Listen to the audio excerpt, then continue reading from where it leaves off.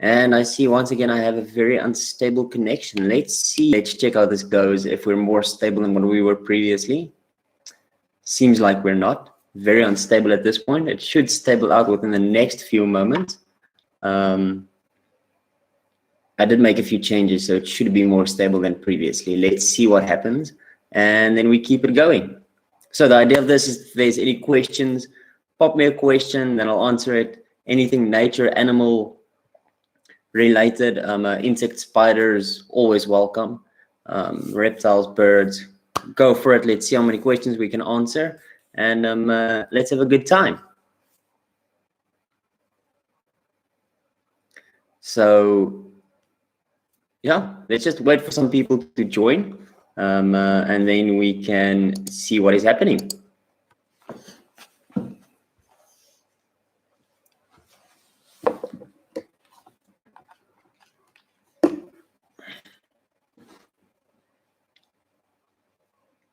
So in the last day, I've been watching some birds again, and I have found one very cool species flying around here, just around outside my house.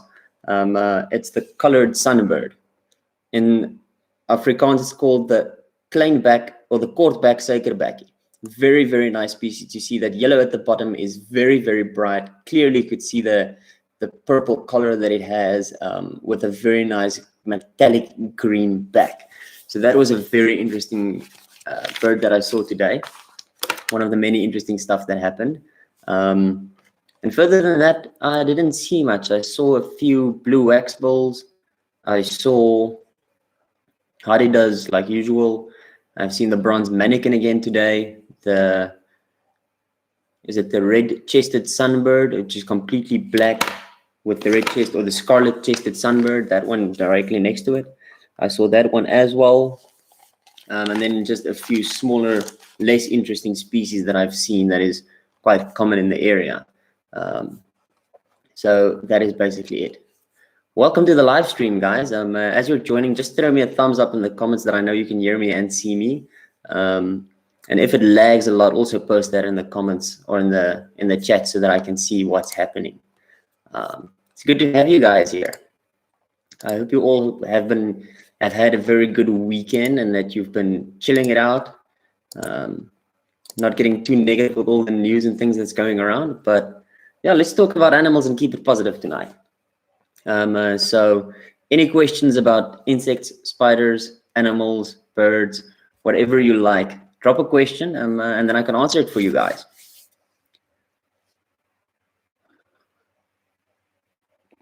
I still haven't found the beetle that I wanted to share with you guys. He is still lost somewhere in this space. I don't know where he went, but he decided that he doesn't like me apparently, because I think he escaped out the door somewhere during the day or sometime. But if he turns up, or if I find one of his cousins running around outside, I'll definitely share it with you guys. So, is there anybody in the chat that can see me, that can hear me? Everything going well with you guys? Oh, if you've got a question about frogs, I have manuals next to me for insects and things so that I can answer all your questions as they come through without a problem. I see we're having slight internet issues at this point, but it should be sorted out. Yeah, so in the last while, I've been looking at insects into autumn now, and it's quite interesting to see how many big grasshoppers are around and things. Most probably nymphs that's been growing throughout the season things. That's where you see them, because now they can fly as adults. So you see them flying around all around the place. So that is very interesting, and a lot of very big praying mantises. But I've also seen a lot of nymphs around, which is interesting, because that means that most of them are most probably in this area, not overwintering as adults or as eggs, but most probably they are overwintering as nymphs, avoid the coldest time of the year, and to survive up until spring when it heats up again. What else have I been seeing that's quite interesting? I've started growing some chilies, and the chilies are having issues with one particular little problem called snails. The snails have decimated some of my plants. but I see most of them are growing out again. And at this point, the only way that I know of controlling the snails is by removing them one by one, or by putting salt on the soil to deter them from going to the plants, which seems to be working. Most of my plants are doing well. They're flowering now, strangely enough, so that's very good. And I've seen a lot of bees around them, but that is due to the two beehives that is less than 20 meters away from my pepper plant, so that is very good. Welcome to the live stream, guys. Are there anybody with some questions about insects, nature, anything like that? If you've got a question, pop it in the chats, and then I can talk about it. Wrong button. That's better. So, interesting fact,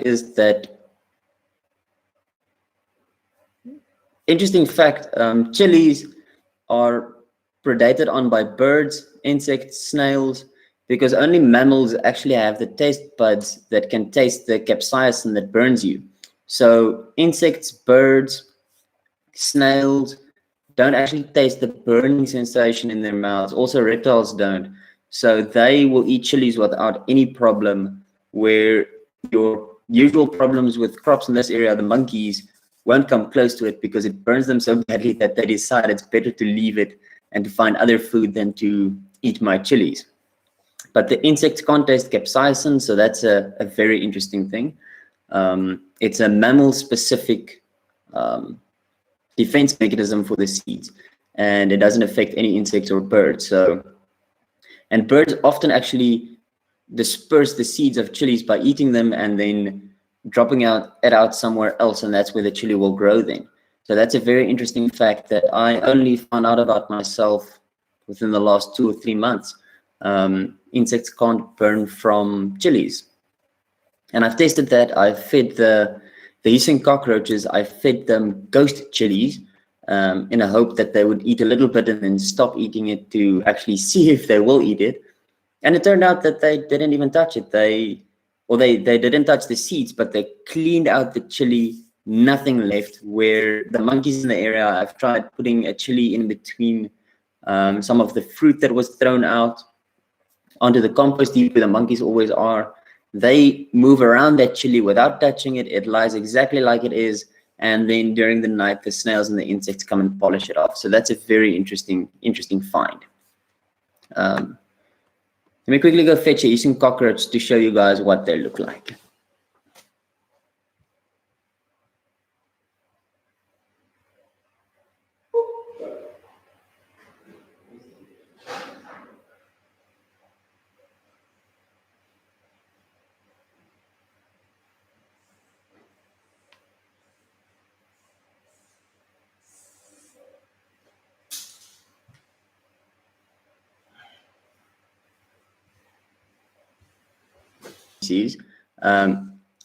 Firstly, it's quite massive, as you can see there. It's going to work with me, but it's called a Madagascar hissing cockroach due to this fact. That's a defense mechanism it has to deter predators to think that it's actually poisonous or something, so that you don't fiddle with it and that it doesn't get eaten that easily. Leave it alone and go look for another meal, because it deters them from eating this thing, because they don't expect that the thing that they're trying to eat is going to hiss like that. But I think he's finished hissing now. He realized that I'm just playing with him and that he's not actually in danger. So that's quite interesting. This is also, work with me. Don't run away. Don't run away.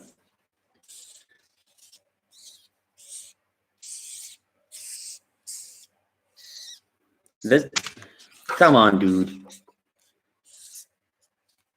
So this is a male, and you can see it by, that shows you that it's a male. The females don't have those massive horns on the thorax. They've got a much flatter thorax with only slight horns on them. So this is quite a good male specimen. And as you can see, he's properly fed as well. A nice and fat male. All the leftover stuff that you can't cook with. So that is where this guy comes in. This is basically my waste disposal within the house. They get all the organic waste, and then they in turn become the best feeding that I can give my spiders and things, because they are basically gut loaded with all the nutrients that the spiders and the things need to survive. I might need to find somewhere to put him for the rest of the live stream, because he's gonna freak out on my hands the whole time, but that's fine. Are there any other questions regarding the hissing roaches or regarding any insects, spiders, anything interesting? Dude, come back. You can't climb into the computer. No. I think we should name him and then keep him as the live stream mascot. What do you guys think about that? We name him and then we keep him as the live stream mascot. It will most probably be a different one that I show you every time and call him the mascot, because if I put him back with the others, there's no way of finding this one again. Well, I can put some Q-Tex on the back of him, and then Q-Tex on the back of him so that we can ID him, but if he molts, we're going to lose that as well. Are there any cool facts about the hissing roach? Well, except that they're one of the largest roaches in the world, and that they can hiss not much. Do hissing cockroaches cause any allergies as other cockroaches? No, not really. They don't have the sticky or the dust that the other cockroaches have. And I think because they don't go into spaces and they control their environment and what they eat, they don't cause any of those allergies that normal cockroaches cause. Another interesting fact is that you can eat these. Highly unpleasant, and I wouldn't advise it, but they are very nutritious and nutrients than what beef meat does. So that's a very interesting fact. Okay, I really need to go put this guy back because he's starting to freak out. And we will say cheers to him and send him back to his colony so that he can go and eat the potato peels and enjoy himself there. Give me 2 seconds. Okay, let me first answer this. How do you get rid of other cockroaches in the house? Cape Town is rotten with them. If you go to a local supermarket or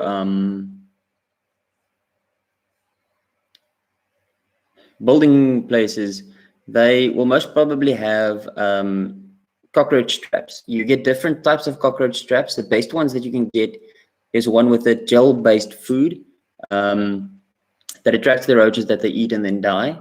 And those you will just have to continuously replace until most of them are dead. And remember, after you kill the colony in your house, the best way to keep them out is prevention. So to keep 1 or 2 traps where you commonly see them first, continuously, to make sure that if there are 1 or 2, they would go and eat the poison and then die and not become a problem again. Very important when you do that, make sure that you read the label of the poison that you're using, of the trap that you're using, so that you swap them out every time. Every time that you buy new traps, you just need to buy a different one. You can't buy the same one twice. Otherwise, you stand a chance of the cockroaches building up a resistance to the poison that you're using. And that's when you get into deep trouble, because then nothing is going to work at the end if you keep on using the same poison over and over and over. You'll see the population building up and they will become a problem, even though they are finishing all the poison that you give them. Another way, if you're not like me and you don't keep hundreds of spiders and insects and things in the house that you want to keep alive, and fish and things, is you can fumigate the house. You just need to find the right fumigators and read how to apply them and follow the instructions carefully. Otherwise, you can cause yourself a lot of damage. But there are home fumigation kits, DIY fumigation kits that do work extremely well on cockroaches. Very important. So that you can control the roaches inside the cupboard as well. Otherwise, the poison does not enter the cupboard, and then you get into trouble, because if it doesn't go into the cupboard, the roaches inside stays alive after your fumigation, and the whole problem is not sorted. It only looks better momentarily. Is there a specific reason you feed your spiders hissing roaches and not other roaches? Well, the reason why I feed hissing cockroaches is firstly due to the size, because the size is amazing, and I can feed my big tarantulas like skeleton and smurfette, a giant white-knee tarantula, full-grown giant white-knee, and a full-grown gouty ornamental tarantula. I can feed them one single roach without having to feed them multiple ones at one feeding, which makes it much easier and better. And another thing is they are not as good at escaping as many of your other species. Many of our other species will climb up anything. These will also climb up glass and things, but a basic layer of baby powder keeps them at bay and keeps them inside their container, that they don't escape. And that layer I just replace every of the containers they're in, so that makes it much easier to keep them. You can keep them in an open container, which is better for them and for the health of the colony, because you don't get ammonia buildup and things inside the container that kills them. I'm just going to put this guy back because he decided now I'm not a threat and he's trying to escape from my hands. So he's making me go insane.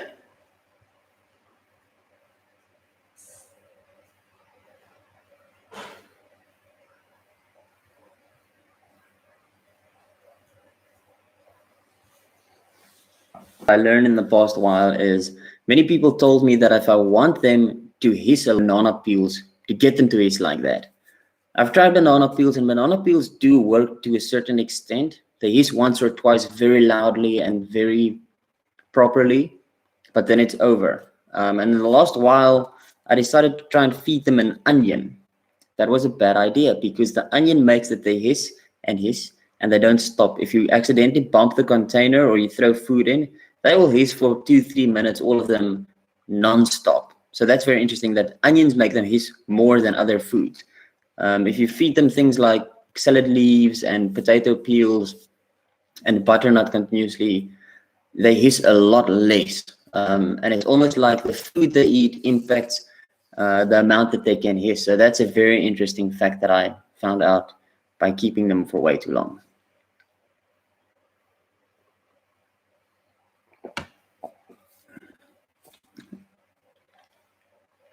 Are there any other questions coming through from ants, insects, spiders? Anybody have something interesting that they have seen that they want to know about?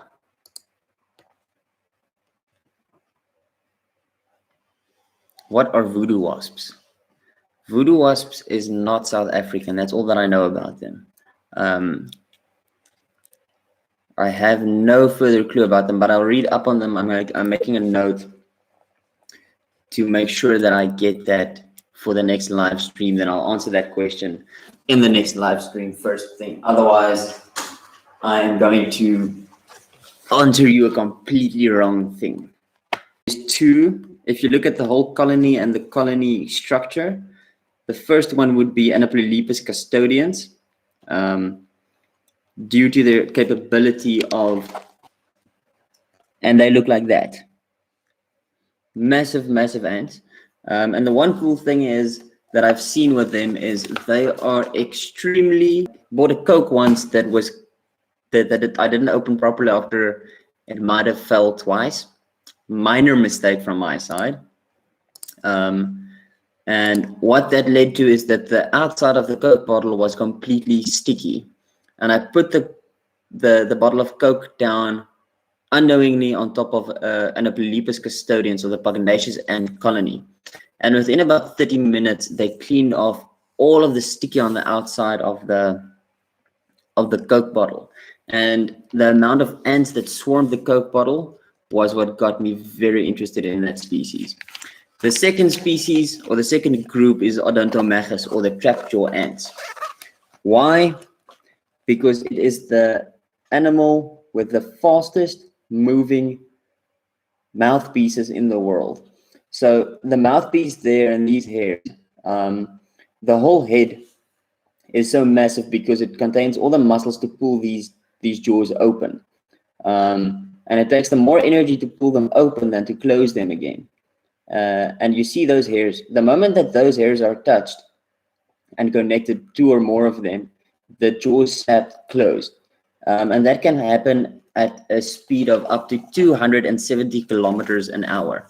Now, 270 kilometers an hour for such a small ant, to get away from predators or something where they will snap their jaws onto the ground, catapulting them away from the danger that there is.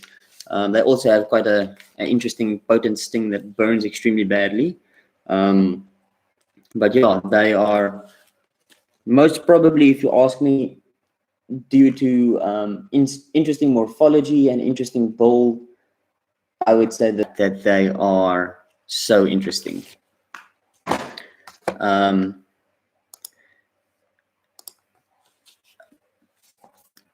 Then my favorite camera or photography accessory. I'll get it for you. Excuse the poor lighting. It's the Aperture Amaran light. Maybe it'll help if I turn it off, then I can see what I'm doing. It's a micro light that specifically for macro photography, I've got the ability to dim it down, brighten it up. Cover comes off, and I can put in a filter or something in there, and then connect it back up so that it is much easier to use. So that is very interesting. And my all-time favorite, except for the camera equipment, this is one of the things that I use on a daily basis when taking photos. Just have to get the lighting back, otherwise you can't see me. Favorite things to photograph? That's easy. Definitely insects and spiders. If I have to take a choice between the two, I will most probably say this. Well, this is a loaded question. Insects or spiders? I can take photos of with insects. So that's much to take a photo of. Spiders are often a bit more between jumping spiders and insects, because both of them are quite my favorite to photograph. Either of them will make me very happy if I find them and I can take photos of them.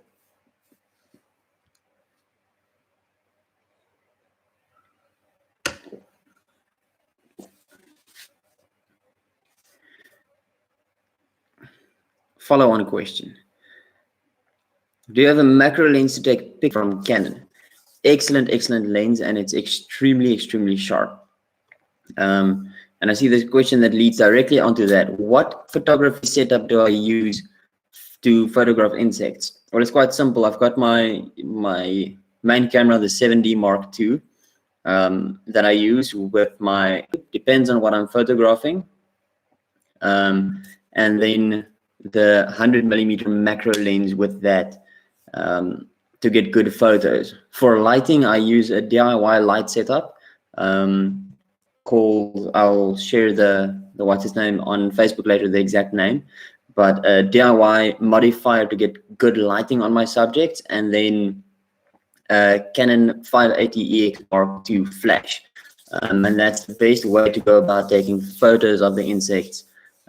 Sneaking up on them is where the challenge comes in, and that's, I'll say that is mostly experience that you learn how to do it without them flying away. I also from time to time use my 300mm lens specifically for dragonflies and damselflies and butterflies, which gives me the ability to come much closer to them without disturbing them and letting them fly away. Sometimes I also do it with spiders, because at night set up my flash close to them, close to the hole, that as they come out I can get a very nice photo of them. The trouble there comes in finding the hole of the tarantula to set up everything and then sit and wait and hope that it's the night that it's actually going to come out. So if you want to do something like that, you need to check that you get a good spot and that you can check it for the insects and the things will be coming out. Well, how frustrating is it to set up in one location and then the insect or spider moves to a different location? That is the biggest challenge of them all. Specifically with ants that never sit still, and spiders and things. The one thing that I've learned is I'm the human, they're the insect or the spider. So it depends on how true I want to be to in pseudo photography, meaning exactly like it is without disturbing it. But if I'm setting up to take a photo, it's most probably more an in-field studio shoot. And then I do take the liberty of moving the insect or the spider back to where I've set up to take photos without harming it in any way. And after I took photos, I will just let it go back in the direction that it was. What is the best camera setting for sneaking up on insects? Depends on what lighting conditions you're in. If it's a dark environment, I'll say a flash with a shutter speed of 125 f8 to get a nice field of focus. But if it's bright sunlight, it can go up without a flash. So it all depends on the environment that you're in, and that's something that you'll only learn while you're actually out in the field, busy taking photos of insects and spiders, as you get to know your camera. What are the main benefits of having a macro lens or your lens's focus range? It will make it fully a macro lens. So if you take your 50mm lens and you put it on a 25mm, you think it's within 3.5 centimeters, the entire focus range. So you turn that focus ring all the way and you get that focus. Where a macro lens is designed to do macro, and most of your macro lenses, unless it's a specialty macro lens like your millimeter lens, which only does 1 to 5 time macro, most of your 100mm, 180mm, 200mm, 60mm macro lenses has got the ability to focus, and you can use that lens for anything. You can use it like a normal 100mm lens and take a landscape with it, and you can take a macro shot with it. One thing that does come in also is the sharper, but it is not too much of a problem, because you can use that photo still, but it depends on what the focus of your macro photography is. If it is for exploring and playing around and getting some cool shots here and there, extension tube with a fixed 50mm lens is perfect. If you're like me, where you do macro photography on a greater level and you selling those photos, making an income out of it, I would say think of moving to a macro lens, because it does take your photography to the next level, specifically in macro. And I know everybody always says that equipment doesn't make better photos. But the thing is, if you start on an extension tube with a fixed 50mm and you then later on move to a 100mm lens, specifically for macro, it is going to be way better, because then you already have this to get a good macro shot. Describe your essential kit to take when you photograph insects in the wild. If I am going to take photos of insects in the wild, not insects of photos in the wild, that's strange. If I'm going to take photos of insects in the wild, I'll most probably take with essential kit. Let's make it the kit that I can carry on me physically. It will most probably only be my camera with my 100mm lens, a small piece of tracing paper so that I can get better shadows over it. Otherwise, I will just take a leaf or something close by and hold it over the insect to get a better equal light over the insect to get good photos. Otherwise, if I'm going out during the night, I'll take my flash with, and I will take my DIY modifier with, to get proper shots with very good lighting during the night. And that will give you that classic, your insect with a classic black background that looks very cool and very artistic as well. Ooh.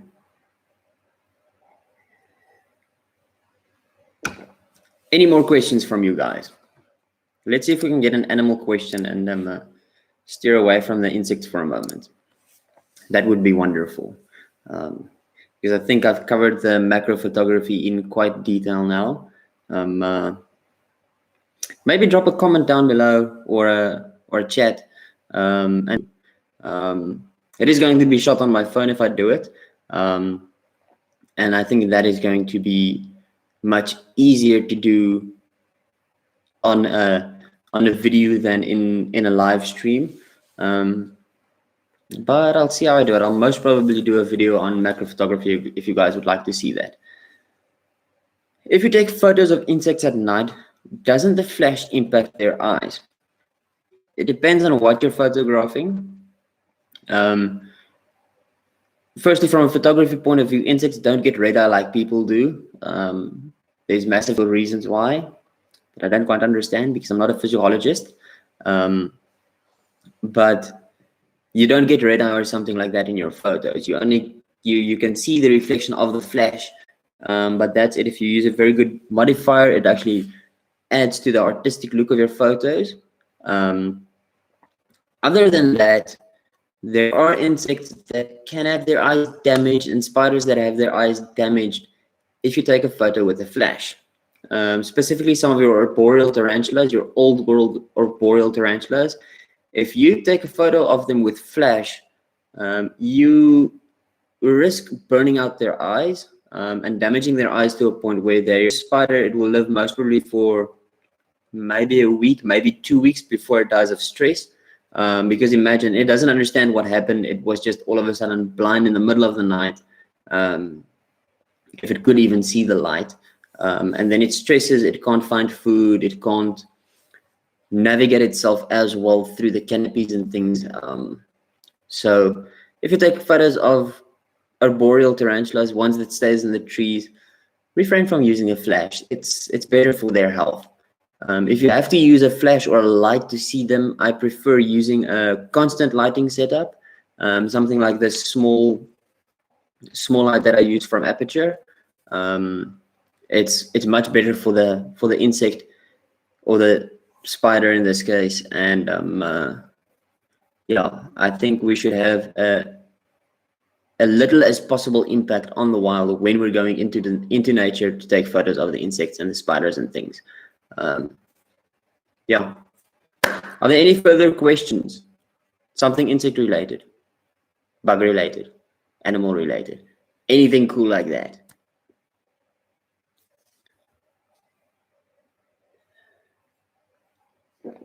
Coke for the throat. Another interesting thing is you can use a microphone like this when you're taking videos of your insects and things, and put it quite close to them. Then you can actually hear if a spider is eating the insect or the insect roach. You can hear how the roach or the insect that the spider is feeding on, how the exoskeleton is cracking by the force of the insect.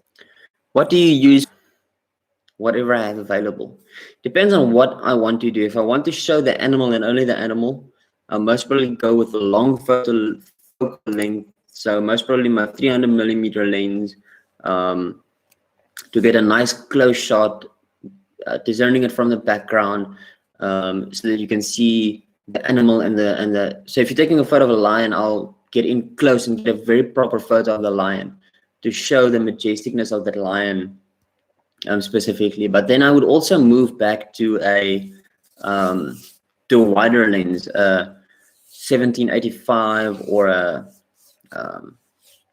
24-105, 24-70, something like that can give me a wide shot and show the animal in the environment to tell the story of where I'm at and where this animal is, because that's going to give you a better story than just the shot of the lion, because there's so many photos of just a lion.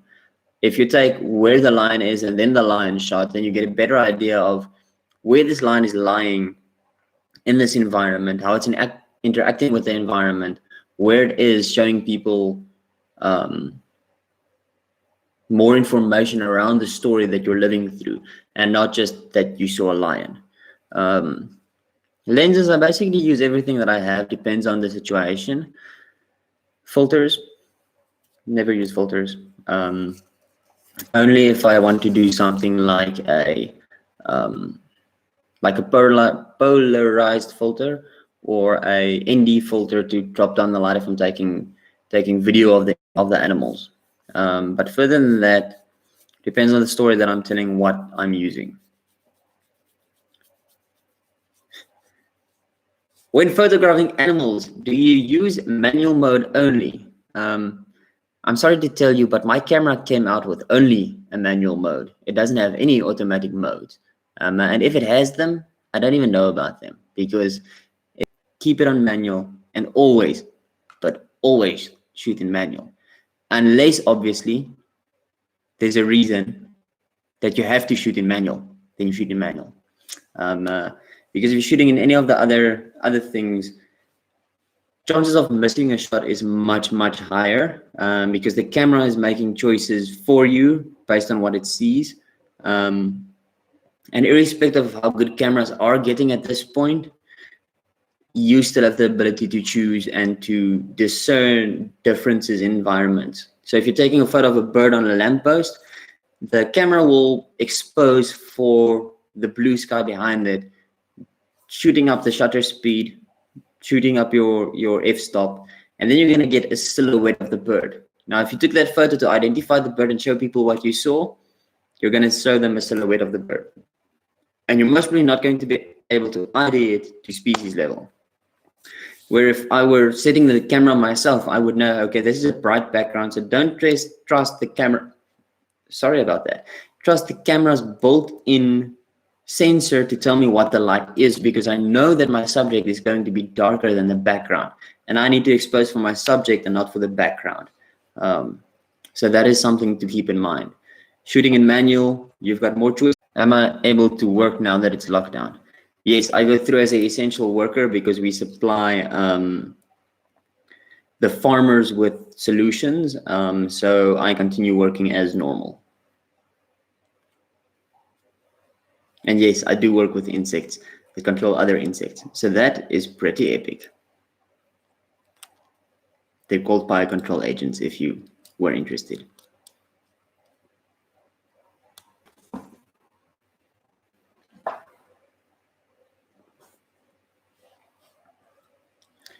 Are there any other questions lying around that you've got before we start heading to a close?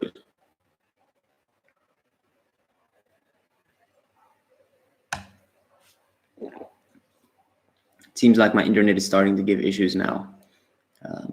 Most probably because everybody's in lockdown and everybody decided now after dinner it's time to watch some streaming series or movies or something, so the internet is going slower, but it's not a problem. It seems like it's still quite stable at this point. Is there any other questions lying around that you've got in your mind, something that you've seen ants do that's strange that you would like to know more about? Can I show you what I think is the worst photo that I've taken? Find that. Because that will most probably be one of the very first, that is if I even still have it. But I'll dig around and see if I can post it to an Instagram story or something. Yes, my internet for some reason has been lagging the past few days extremely badly. Don't ask me why. I think it's just the overuse of the cell phone towers that I'm using my internet through during the last few days.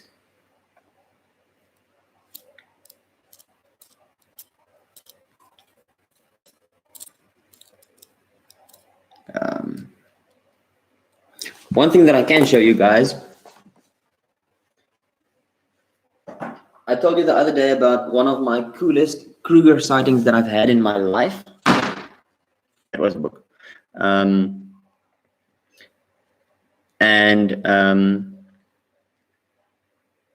The very coolest thing that I could find is the photos showing that,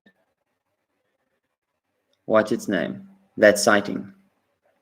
So what happened is we were driving in Kruger and we got a bit lost, took the wrong turn off. And as we were driving, we came around a corner on the dirt road in Kruger. And this guy was coming straight from the front, walking down the road, and you can clearly see. So that was quite interesting. Got a few cool photos of him, which made life very cool. There's another one where you can clearly see his blind eye, and you could see it clearly in the field as well. When we asked the rangers about this, it was quite interesting, because they say they know about the leopard and they know he's going around there, and as far as they know, it is one of the coolest leopards or one of the most successful hunting leopards that they have, even though he's blind in one eye. He's got no other defect. He's fat and healthy like a leopard should be. What made this sighting even cooler is seconds after he went into the bush, 10-15 seconds after he's into the bush, we didn't even start the car yet, trying to see if we could actually see the leopard still. And we look in front of us in the road. We saw this guy coming down the road, following the leopard exactly in his tracks. I see my brother commented that he remembers this and that it was quite cool. Move.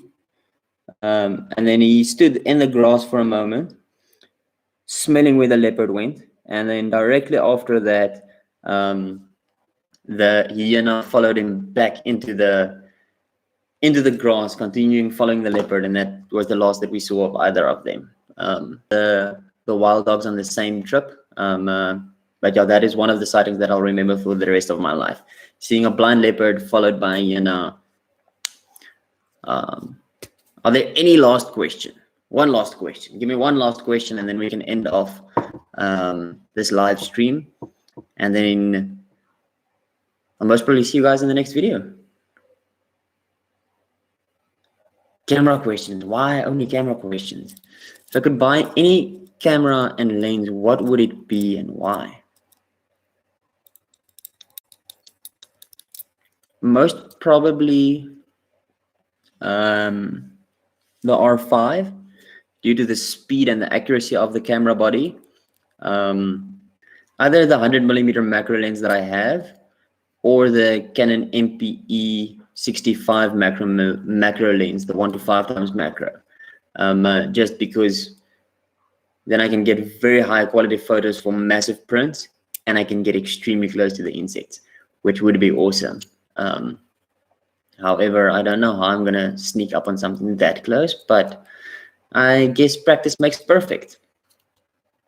Any last question from anybody? Seems like there are no more questions. So then we're gonna end off this live stream, guys. Thank you very much for tuning in and joining. Remember to explore, discover, and share. And on that note, if you find something interesting that you would like to know what it is or what's happening, share your photo on Instagram or on Facebook with me. Tag me at a BugMan's Life, and then I'll get back to you. And if you want me, I can explain it in a live stream or in a video to you exactly what's happening in the video, so that you can get a clearer understanding of the natural world around you, and that creation can start changing. Wonderful evening and excellent week, and then I'll see you soon. Have a good one. Cheers.